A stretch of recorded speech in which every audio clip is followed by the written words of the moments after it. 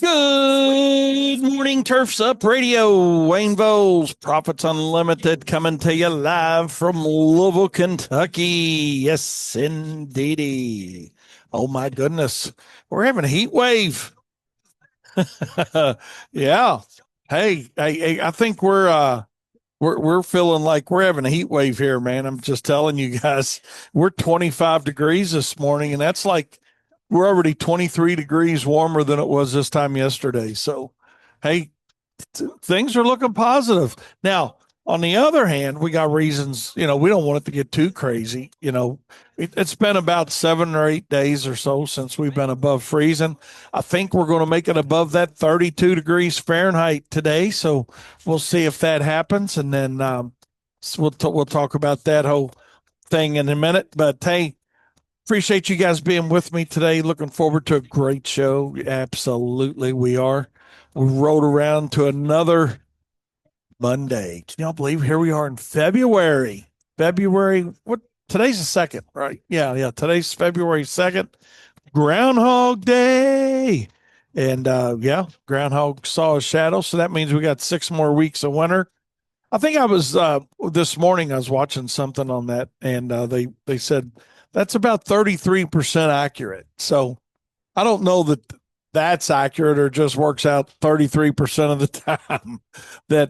And I really, by definition, I don't know what it means that, hey, winter, you're going to have 6 more weeks of winter. I mean, does that mean a set number of snows? I mean, obviously it's market driven. I didn't realize that so many different markets had their own critter, if you will, that determines that. And how Puxatawny Phil or whatever his name is became the focus of reality and what, hey, this is what everybody's going to listen to. But, they were talking this morning about different markets and all these other, God, their animal basically, doing it. So I thought that was pretty neat thing to know and see and hear and that whole thing. So I don't know if you believe in Do we have one? that. What's that? An animal? I don't know. Katie, Research and development. Katie's Looking it up. yeah, research and development's looking to see if Kentucky has one, but it's like they start naming all these other cities off that had, something Sam and You know what's interesting? I just thought about when you said it's going to be above freezing for the first time. I think they said since the 21st of January. Is how good Sonny the Sloth we have. Sonny the Sloth. And perfect. Sonny the Sloth is what we have here. So we have Sonny, we have a rescue one, and then a whole family. Yeah. But how isn't it kind of arbitrary that we not just like in the snow and ice business, but as a whole, as humans, as weatherologists, call it above freezing at 32, which it is for water, right? We're Yes. basing our whole system of above freezing when we call it that on just one One element. element or whatever. Not an what Is it an element? What's it called? A compound? H2O. Would What be a is compound? water? It's a compound, right? I think it's a compound because it's two HNO. Huh. But we say it's above freezing, but that's only for one thing. One thing, yeah. It's not like it's based on the human body. I mean, yeah, the human body is made up of like what 75% water, but like That's pretty interesting thought, Daniel. Yeah. because I guess it's just something that's so important to us. But Nothing why else not on for like education. the freezing point of lead or gold or carbon or like How'd that become the standard? Yeah. yeah, I don't. That's pretty neat. Stephen West said, on a positive note, 8.3% of the year is gone. And so, Well, is that a positive note or I mean, I don't or I don't know, guess it's good if I you're looking added forward, positive note, if you're he's, looking forward to the upcoming parts of the year, then it's positive. yeah, there you go. Seth said, here's a good positive note. Clocks move up in 5 weeks. Yeah. I like it, but I don't like how it makes the morning so dark. The morning's dark, but you get better light in the afternoon. So Yeah. it gives you time to walk around and, Get your work done. get your work done and that whole thing. So, Seth, thanks for that info. And without a doubt, Stephen, thanks for that info. If nothing else, it's educational here on Turfs Up Radio. But yeah, I'm just curious. I was kind of joking when I said it's going to be warm here today, but you know, 20 plus degrees difference already, and we're only at 10 a.m. Eastern Standard Time. It's a pretty good difference between yesterday and today. It was cool yesterday morning. No, it was cold yesterday morning. And it's funny how your body acclimates. Well, that's not fair either because the body's not acclimating, because it's still warm in the house. But, Yeah. you're going to call 35 today warm, Yeah. and, 6, 7, 8 months from now, let's see, 8 months from now be September. When it's 35, we'll say, damn, it's really cold outside. Yeah. You Or know? even in May, when if it gets down to 35 in, May, it's like you're frigid. Sometimes Yeah. at the lake it's 60 in May and you're feeling like it's 35. Yeah. It is true. It's perspective, isn't it? But anyways, hey, I hope everybody had a great weekend. Be curious what you did over the weekend. We had a good weekend here at WLS and Wayne's Lawn Service. And also Wayne Bowles personally had a really good weekend. Got to go watch my granddaughter play volleyball Friday night. Woohoo! They isn't that funny? Yeah, did they win or lose? They lost. They lost, but she had a good game. She had a good game. You're talking about what 7-year-old, right? Yeah, Caroline Carolyn? 7. Oh, Yeah, basketball. or basketball, not She played volleyball. basketball. Yeah, she was playing basketball, and then Brooklyn did volleyball yesterday and Saturday, and they had a good one. They ran well. They won their bracket, and then came in second in the gold tier of the. For those of you that understand how they do volleyball. So they had a really good weekend with that, and then Kyle's oldest daughter came up with a new. They had a school project that Katie was helping her with. Daniel, did you hear about this? Mm-mm. It's that they have to come up with a product and then market and sell it and price it and, Nice. and that whole thing. So they they Yeah. they phoned a friend a few times, and but yeah, it was really cool. She came up with a product called Love Potion, and the name of it, she named it was what was it? Elion, e, Elion, and that is her boyfriend, quote unquote boyfriend's name is Eli, and her name being Addison, she took the O in, so it's Elion Wow. Love Potion. Nice. So we were working on names and branding and that whole thing. So we had a good weekend playing business and doing business, and um, birthdays this week for three people significant in my life. One's Alyssa, Katie's roommate. She is like a daughter almost, and she's going to be 38 tomorrow. Yeah, tomorrow's her birthday. And then Tabitha's daughter is going to be 31 tomorrow. And Charlie, one of my bestest buddies, he turned 76. Hard to believe he's 76 already. Golly.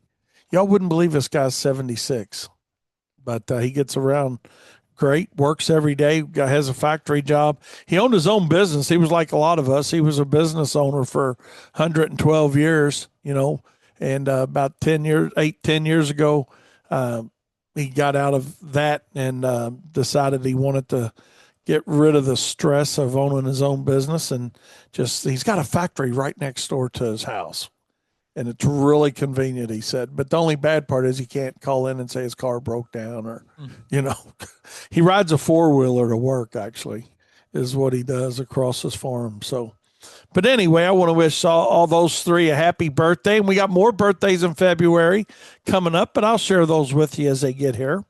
And I think Kyle's is the next one coming up, and then we got I got two daughter-in-laws that got February birthdays, and yeah, I got a sister-in-law that's got one. So yeah, a lot of daggone, a lot of February birthdays. So anyways, we'll share that with you. And if you got anything you want to share, be sure to reach out to us. I'll be happy to share it here on my show, Profit Time on Turfs Up Radio. And want to give a big shout out to Smoking Joe if you're listening. Hope your hand's doing, buddy. Joe is commercial contractor in central part of Kentucky, and you guys might remember we talked about him back in the summertime a little bit. He jacked his hand up pretty good, going underneath a tree, and the branch got it and had to have surgery and blah blah blah. And so he had another surgery on his hand. I think it was last Wednesday or Thursday. So Joe, I hope that's coming along for you, and hopefully that thing gets back to working like it's supposed to for you before things get crazy this spring. So, but I did want to give him a shout out, man. Anytime Daniel, the fact that when you're a solo operator like that, uh, I mean, it's good to be a solo operator, but it's bad to be a solo operator. For that reason, whether it's hand, foot, just sick or whatever it is, there's it's hard to find somebody to fill in sometimes. So that's the one problem with that. But hey, he's got it under control, and things are going good from what it sounds like. So that's good. So I did want to give Joe a shout out on that. So with that being said, we're up on a break. We're going to take a short break. It is that time of the year to be thinking about spring, right? I mean, I know we're just in the heart of winter, but the reality of it is we're always thinking a season ahead. We talk about it all the time here, but that's the reality of it. So we don't get too far ahead of ourselves, but hey, now's the time to be thinking about, okay, do I have my shirts? Do I have a hat? So if I'm going to do hoodies, for the spring for, you or your guys or girls or your team members, that now's the time to be thinking about that and making sure that equipment's good and service that equipment and all those little things. Check for you guys in the Profit Circle. We got our February checklist out. Be sure to check that out. No pun intended. But another good thing that happened around here this weekend is we got fully stocked back up with our bulk material for ice melter. So as I talk about, hey, let's get ready for spring. We had a big week last week as far as, we did finished out our order on herbicides, fertilizer, pre-emerge. And so there was that side of the business. Talked to new equipment a little bit around here. Let's see, what else we do spring-wise? A lot of prepays came in. Had quite a few calls this morning on people saying, hey, I know I just missed the deadline by a day, but, can I go ahead and prepay? So we've had, I think, 3 or 4 of those already this morning. So, yeah, those are still rolling. So things are going good from the spring standpoint. Got reloaded on our bulk material from that standpoint. A little bit painful on some pricing, but on the bulk material. But you know what? We got it. I mean, that's just it. And I want to thank our supplier for taking care of us on that and getting us back to where we want it to be material wise. Hopefully that'll be enough to get us through, quite honestly. I'll be good with that for what we got. Because, I mean, we're fully stocked. So we're set up for multiple events. So I want to give a big shout out to Magic Salt of Kentucky, Hannah, for getting us taken care of. And we use their liquid all the time and treat our own. And but we just went ahead and ordered the already pre-blended product this time around from them. So, Jessica, big shout out if you happen to be listening to us today. And I know a lot of people are resistant right now to order. And I mean, I know what it does. It stinks when you're paying, 2x, 3x times the rate on material. But it doesn't matter, who you're talking to, where you're talking to contractors, whether, they're in Michigan or Iowa or Kentucky, Indiana, pick a state. It doesn't matter. Pennsylvania. I mean, sourcing and anywhere up and down the East Coast. I mean, sourcing material at this point is a challenge. Can be. I know if you guys are in the Schenectady, let me redo that one. Schenectady, New York area. My buddy Tim Brennan is fully stocked. I think he put something up the other day, said he's got thousands of bags of bagged material if anybody needs bagged material and you're in that part of the country, or you're within a drive of that part of the country. Reach out to Tim Brennan He listens to us here on Turfs Up Radio, um, and he'll be happy to help you with material, I'm sure. So, but it could be a challenge. Uh, like I said, sourcing it, it's a little frustrating. I did read a pretty good post that a gentleman put up, and I really had never thought about it from this perspective before. But hey, Katie, come here, and grab a headset. I want to get your opinion on this. And she's on the phone. Didn't even notice you were on the phone over there at her desk. But this was a different perspective, and I hadn't really thought about it. Our contracts have thought about it, but you know, this guy was talking about when the city comes in, and this wasn't a local guy here in Louisville, Kentucky. I'm not sure what market this guy was in, but Daniel, I'll take your perspective on this too. This was really a good point this guy made, that local and or state law or federal, doesn't matter, so some at some level of law, if the city or state says, hey, we're not selling material to private contractors due to supply shortages, we're just, and we've ran into that here this year already. Thank goodness we had, things in place to help us with that. But for those that didn't, it can be problematic, because a lot of people are rationing salt now. In other words, I've seen this a lot of different places across the country, and even here within our own market, where some of the suppliers here local. I'll just talk about our local market. Some of the suppliers here were saying, "Hey, you can get one scoop or two scoops," or restricting. But this person's contention was very valid, and I think I'm not 100% sure, but I think they were in Michigan somewhere. But it would apply all over. But their point to me was well taken. And he said if government at whatever level it is decides that they're not going to sell to private contractors, then there should be some relief of liability on slip and falls. Now, as you contemplate that, Daniel, I'll give you my 2 cents worth on it, and then we'll take yours. But I think he's got a valid point. Now, it's up to us as contractors to, yes, secure material. I get that. But when material's available and you've been shut off, that's for lack of a better word, where, hey, you can't buy it, we're saving it for a municipality, then maybe there should be some type of relief on that from a liability standpoint. What's your opinion on that?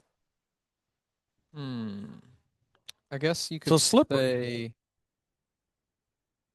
I guess you could say that what about the fact that you secured this client when you had the potential to get the material, but chose not to get it?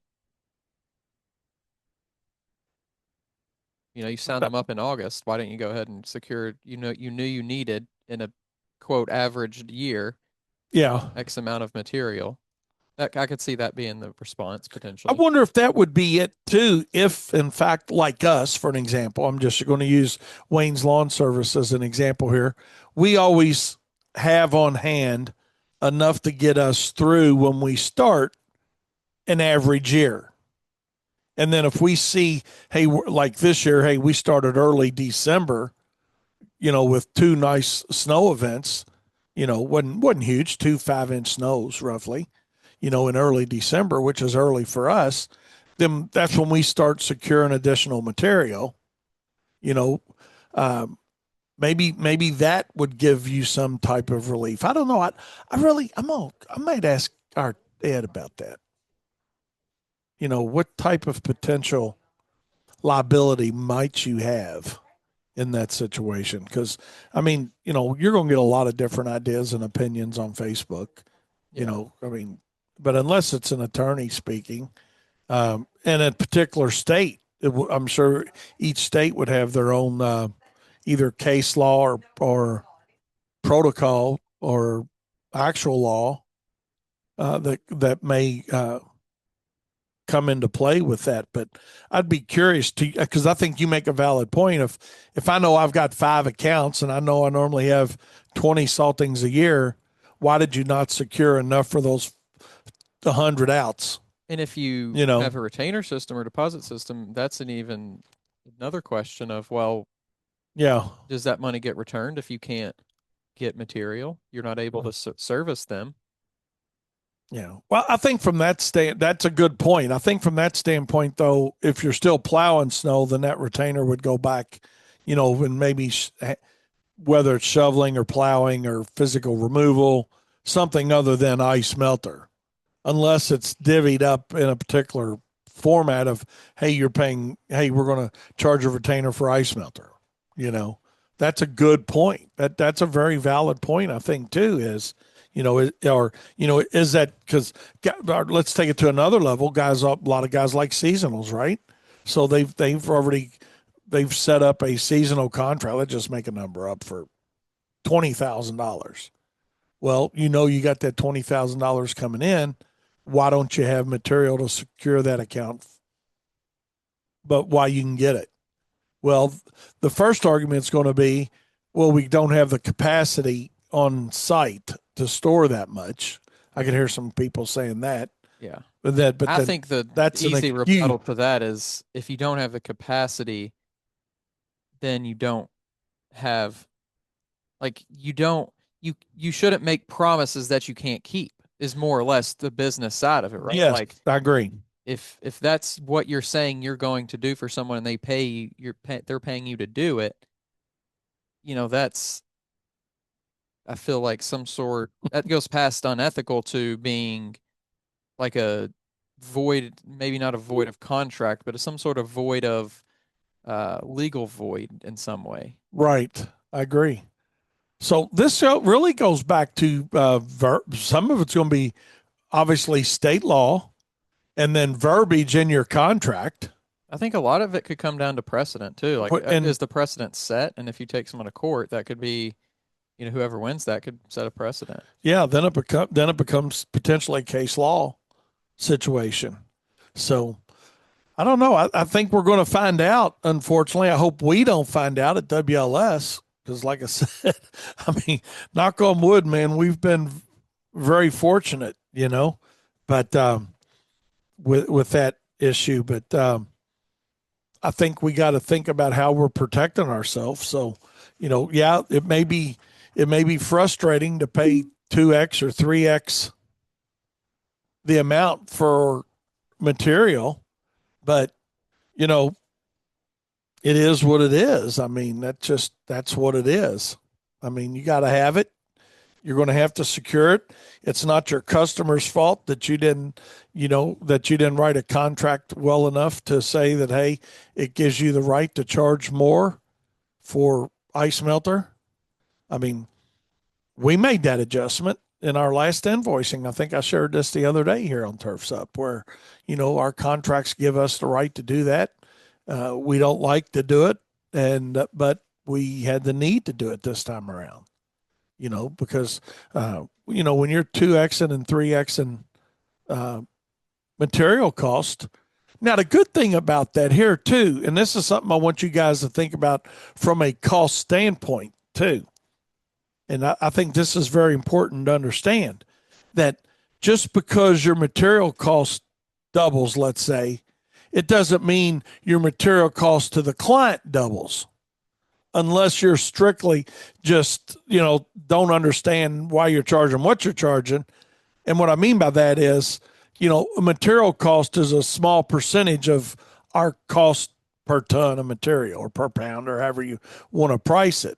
I mean, we've got additional overhead that goes into that. We got unload, and time. Hey, when they bring it and they dump it in a bin, us securing it in our bin, and then us loading it into our trucks. So let's just. I don't even want to get into what anybody charges because this has no bearing on what you're charging per pound. Charge what you want to charge, but when you understand cost, my point is just because your material costs may double or 2.5 times or whatever that is, doesn't mean that your cost to the client has to double. Does that make sense? Yeah. I mean, So, I mean, I know we understand it, but I'm trying to make sure I Radio think what you're Land saying makes understands it. So it doesn't mean you got to go from 60 cents a pound to $1.20 a pound on material or whatever that number may be, just because your material cost doubled. So um, definitely, definitely, a year like this is going to do a lot of things for our industry. Number one is material costs are probably going to go up and stay up. You know, they're already up, but who knows how far back they'll go, you know, once supply gets better. That's what I'm really curious to see. But then, which I think it's going to go back. How far back, I don't know, but it's going to go back. Um, but and God, I lost my train of thought. What I was going to explain there about material costs, but it's going to go back. But it's going to be interesting to see where it plateaus, where it stays. In other words, is it going to be at $90 a ton for white salt, let's say, or is it going to be 120 a ton for white salt moving forward? Who knows where it's going to plateau? I don't think we're going to stay at that $200 to $300 a ton where a lot of it's at right now, or even more, depending if you're, lucky enough to, get a hold of some type of treated material. But the point is, what this kind of winter does is it's going to make contractors take a good look at their contracts and make sure they've got the verbiage in there that allows them and gives them the opportunity to have an increase in material cost if necessary, based on supply and demand. And I'm sure that's going to be a change. Number two is contractors will take a big look at pricing structure. When you have larger events, and what does that look like for somebody? Does that mean that, hey, we're going to, hey, on seasonal contracts, did we price that seasonal contract on a good old fashioned winter, or was that seasonal contract priced lower? Do you have maximums and minimums within that seasonal contract, or do you have, hey, that seasonal contract's going to be good for X number of plowing events and X number of salting events, you know? So our verbiage in a lot of contracts is going to be looked at. I guarantee it. And but the good thing about it is also it's going to help us all be better contractors. And we touched on this a little bit the other day, but just to elaborate on it just a little more, I think we're all going to be better for it. Now, I think a negative side of this type of season is, last year was a pretty good snow season too. But I think what's going to happen next year, we're going to see a lot more new contractors in. There's going to be guys saying, damn, I missed 2 years in a row. And what you got to understand with snow is it is cyclical. You got some good years, bad years. And, when you have a couple, 2, 3 good years in a row, then people want to jump in and say, oh man, I'm going to do that. But, know that there's a lot of things get into it. It's not just buying a plow. It's not just buying the salt box. It's not just securing material. It's insurance. It's additional overhead. Those costs that are associated, the indirect cost with it that you don't see when you stop. All you see is, damn, I could have made a lot of money plowing snow or plowing ice melter last year. But you got to look at the whole side of it. That's what I want to really say. And that's what years like this do, is give us an opportunity to look at the whole side of things. So with that being said, we're going to take a short break. I want to give a big shout out to BAM for helping us over the weekend. We had quite a few snow showers, and they told us regularly, Daniel, don't worry about any pavement impacts, and so it's that's always good, always helpful. yeah, and it does. I mean, you never know for sure, and they'll tell you that too. But it's cool when you got an idea that, hey, either yeah we're going to have an out or no we're not going to have an out. You know, so Hmm. uh, but yeah, tomorrow they got it. They got us. They say we might get a little bit of snow. They got us in like a 1.6 inch That's range. not bad. So Yeah. it's going to be a wet snow tomorrow. It's going to Yeah. snow during the day, and depending on when it actually snows, our temperature is going to be above freezing. So it might be one of those deals where we get more impact on not on the roads but it'll be snow on everything else. But then, but I'm sure it'll require treatment because we're getting back in the low 20s Hmm. overnight. So sounds like we got a good opportunity to go out and make an application of material tomorrow. So that's what we're setting up for anyway. So we've had about a week off, so it's time for a Yeah. little something, little something, something. Perfect scenario, perfect situation here till March 20th, let's say. What's your perfect world snow outlook? Golly. Well, all right. Here's the deal. I would like. I don't want another big snow. When I say big snow, if What, we can just keep it five 4 inches, inches or five less, inches? you know, 4 or 5 inches or less, you know, 2 to 4 is a good snow. Um, 2 to 4 is a perfect snow, or an inch is perfect.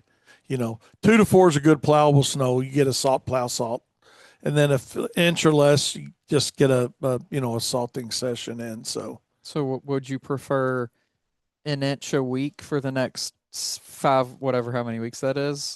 if we're Or just would going to you do a prefer, salting, I'd like to have two a week, okay, two a week, two a week. So two 1 inchers a week? yeah, and that would help us with material to get rid of material because it's kind of it's a gutsy call.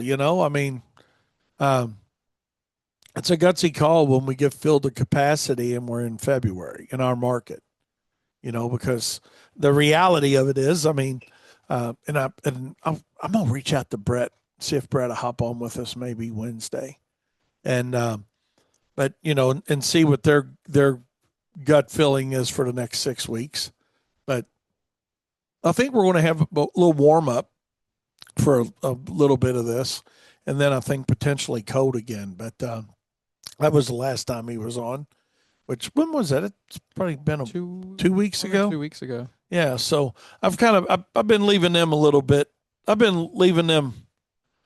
I've been leaving them go a little bit. Yeah. So They probably appreciate the time on, but also kind of having some time off when they get the time off. yeah, right. And But that's why I've kind of left them go because they've been hammering it out pretty hard too. So um, we'll see. We'll see what happens. So other than so that, so let's go back to your perfect scenario again. So uh, so you said two 1 inchers per week for, let's just say, and until then you a know. 2 to 4 inch snow for Kyle's birthday. Okay. He always likes snow on his birthday, which is Valentine's Day. Yeah. And then I would like to have a little snow for mine and Chad's birthday. Okay. Chad likes a little snow for his birthday, and then we'll be okay.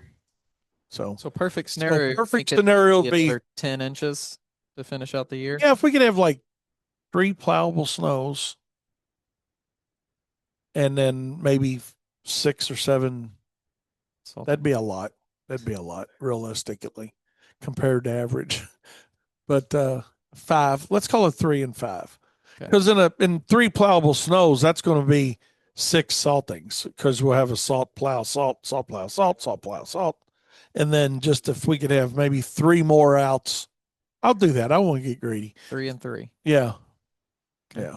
Perfect scenario. That'd be a good scenario. So, anyways, that would be it. So, thanks for asking, though. Yeah. We put an order in. We got to know what we want before Bam gets here, I guess. So Yeah, to ask. Yeah, so here's what we'd like to have.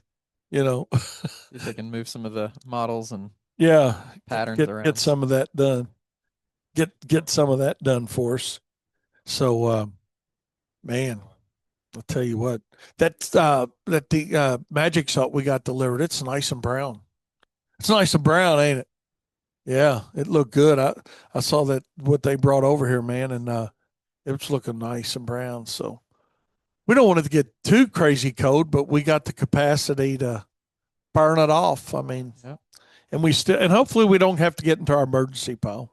Hmm. So behind the shop, you know, we, Stuff worked good whenever what in the that stuff. It was the bagged, oh, mixed stuff yeah, or whatever. And the where they came through and plowed and the stuff yeah. on my neighborhood on the front of the driveway, put it on there the day before and next day when I came home it was nice and mushy to get ready and push. So I still got to get my sidewalk at home done. My sidewalk's still we'll not come done, and after I've your got show and I've got we'll 18 inches of snow take on the my sidewalk take the where chainsaw it and blew break the ice up and over there, and I jackhammer. I got to take a spade. I might take a spade and a Daniel and a Kyle with me. Take some of these young bucks with me out there to see if we can get my 15-foot sidewalk done. So I can't put ice melter on it. Yeah. Like you know. Well, I'll say I don't have the finesse that, a lot of the industry has, but if just brute, put me out there with an instrument and I'll, do my best. Yeah. Just the brute So force of it. yeah. Oh my gosh. Another thing that's kind of come up here with our, with snow is a lot of people are asking the proverbial questions. What should I charge? This one guy I saw on social media. He's like, I've never done any commercial work, but I think I'm going to try. I had a strip mall reach out to me. Oh Can y'all help gosh. me on pricing? You know, this is not the time the go fishing. I mean, Yeah. because your chances of losing are greatly enhanced Yeah. in a year like this. So uh, I'm saying, the first thing you got to know before you even go out and bid this is what's your real cost to do the work, man, because it's night and day driveway versus commercial work. And I Yeah. mean, it just is. It's night and day on, the business model, the methodology, the Yeah. way you're going to go How about it. you're actually going to do the job, I mean, that's Yeah, how you crazy going one to start in. It's like playing your first game in the Super Bowl versus the to? preseason. Yeah, it's like I'm not making light of driveways for you guys that doing driveways out there. I'm not. But I'm just saying a driveway is a heck of a lot different and brings on its own set of complications. Right. I mean, that's why we don't do driveways. The Yeah. paint, it's because of the complications of, well, hey, when you did my driveway, you messed my yard up. Now you need to fix my yard. So, you Yeah. know, yeah, Yeah, it's a different sport. You just the skills are I feel, and I've never done either, but I feel like the skills just don't the skill set's different. translate over No, they don't. very much, other than just I've been in a truck with a plow. No, it's like playing wiffle ball or baseball. Yeah. They all have a bat, three bases, and home plate. Hmm. But it's just a completely different game all the way around. So I don't know. One thing I'm looking forward to is hopefully getting some covers over our bins, man. It's one thing. If we could just find somebody to do it, we can't, just, I don't know, just finding somebody to do it. I saw that thing you sent, Chad. Yeah. With the like a carport kind of look to it. Yeah. I think So, we just got to get on YouTube and start googling how to. yeah, it's one of those things that there's 9 million sponsored ads on Facebook, and you reach out to them and you don't hear nothing. You know, I don't, Well, let's chat GPT how to build one, I and don't then know. we'll So, follow I the don't know. steps. God. Get a So, shopping list. I mean, tarps are fine, but tarps are a pain in the butt. I'm just going to, you know, especially you got a year like this where you're in and out so much Yeah. with it. It's fine if you're not getting a lot of snow, but when you're getting multiple outs and, 6, 7 inches of snow and then getting that off the tarp and, it's just, yeah, Yeah. that's going to be our next thing here. But, another thing we learn in winters like this is where to properly put snow. Like don't block mailboxes.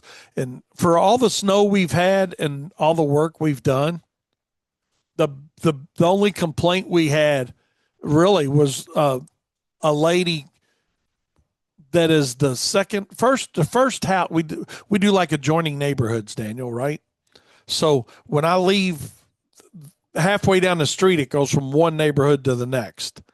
So we had a lady call in and complain. She said she didn't want that city snow in her yard. Didn't block her driveway. I just, when I got to the edge of it, I just plowed it into her driveway. I mean, not onto her driveway, into her yard. And she said, I'd rather not have their snow on my yard. I'm like, oh my God. I mean, is that the best thing you can come up with? Something. That's kind of like, will you blow their leaves out of my Yeah. yard?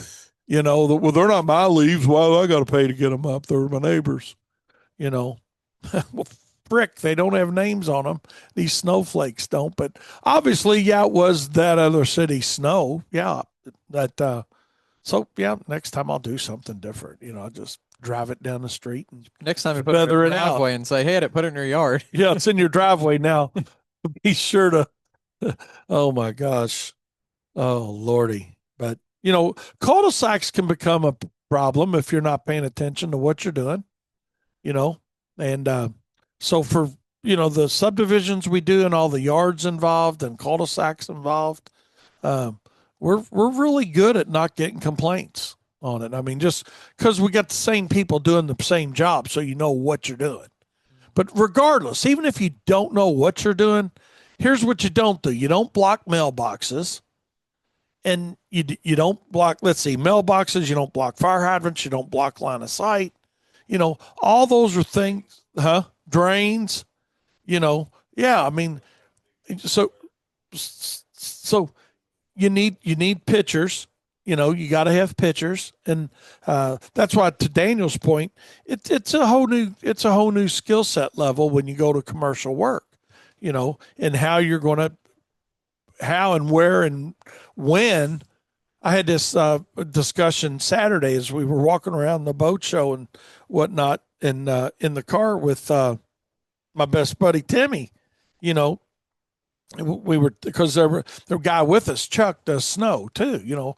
He does construction and stuff like that, but he uses, when it's snowing, they're not doing that, so he uses a skid steer doing snow. And he's like, "Man, how do y'all keep that from, bonding?" Well, you got to be out there and get your material down. You got to keep it from bonding to the pavement.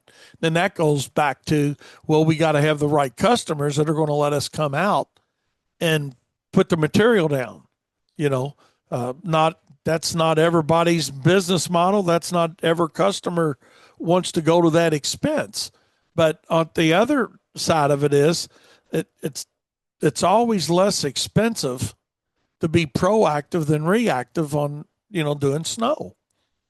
We can go in and use less material, and that's something that somebody needs to know.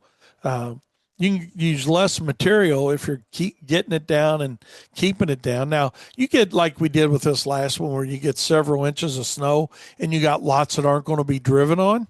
We'll put a material down first round, and then we might skip material the second round because we know it's not going to be driven on.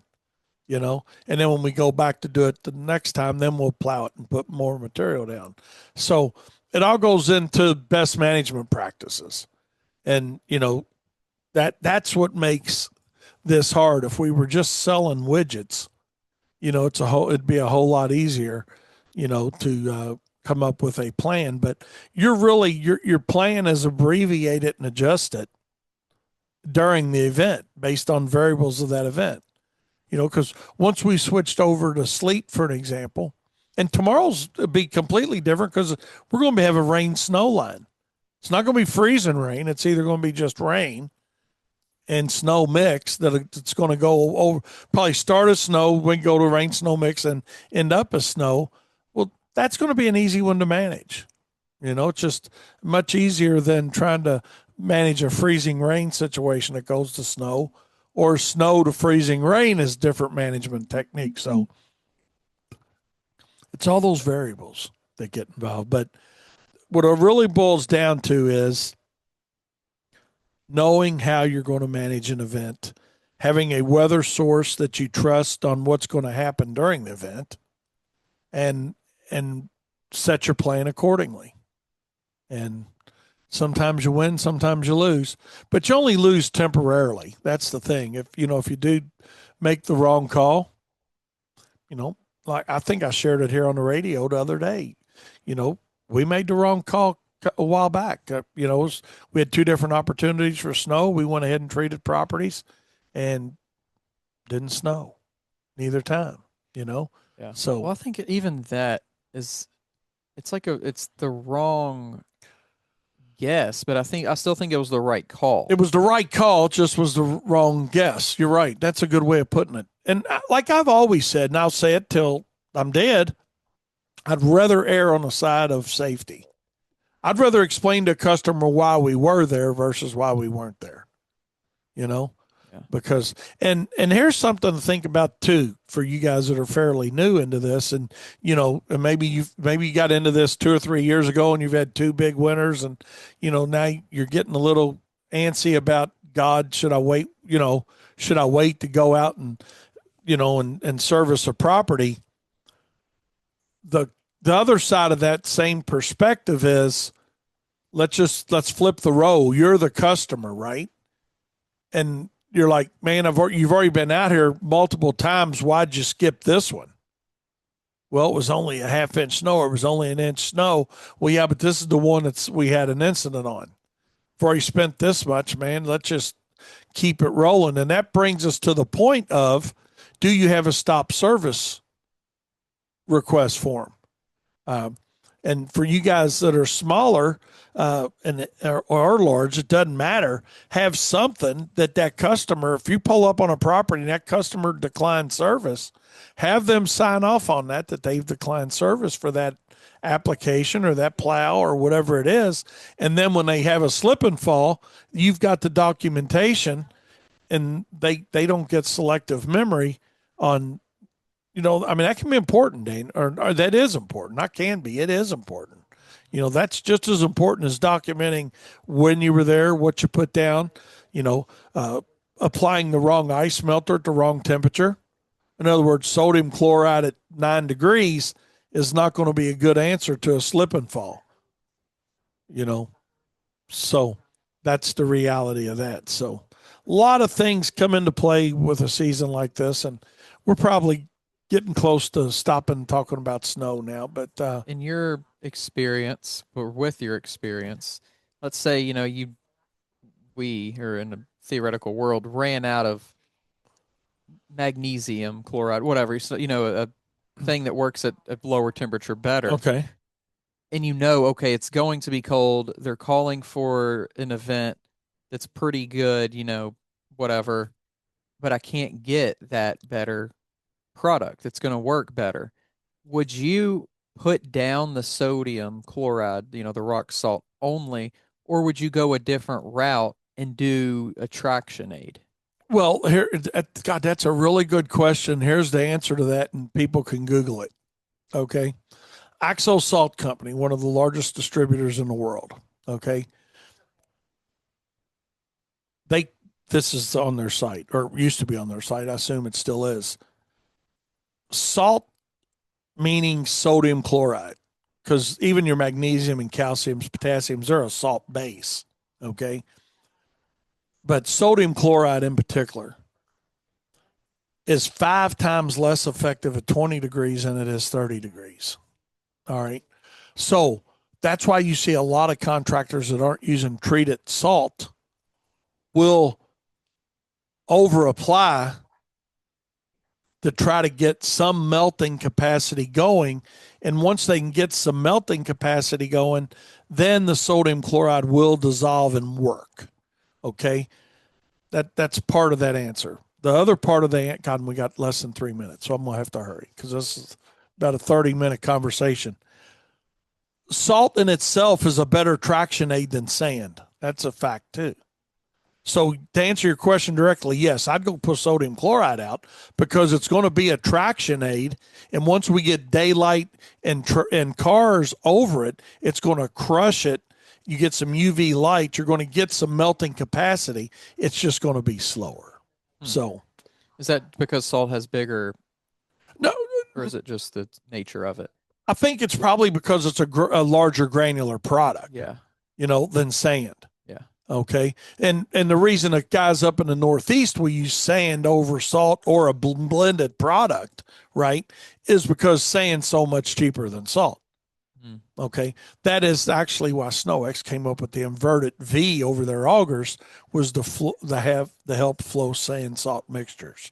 So put that in your pipe and smoke that one. So hope that answers that question. That's a really It quick does. answer to your question, but the answer is yes. I would apply something, you know, but um, ideally you want to apply something that's a catalyst at a colder temperature to begin the melting process. So, and that's why liquids are becoming so popular. So, with that being said, we appreciate you guys spending an hour of your life with us here on Turfs Up Radio.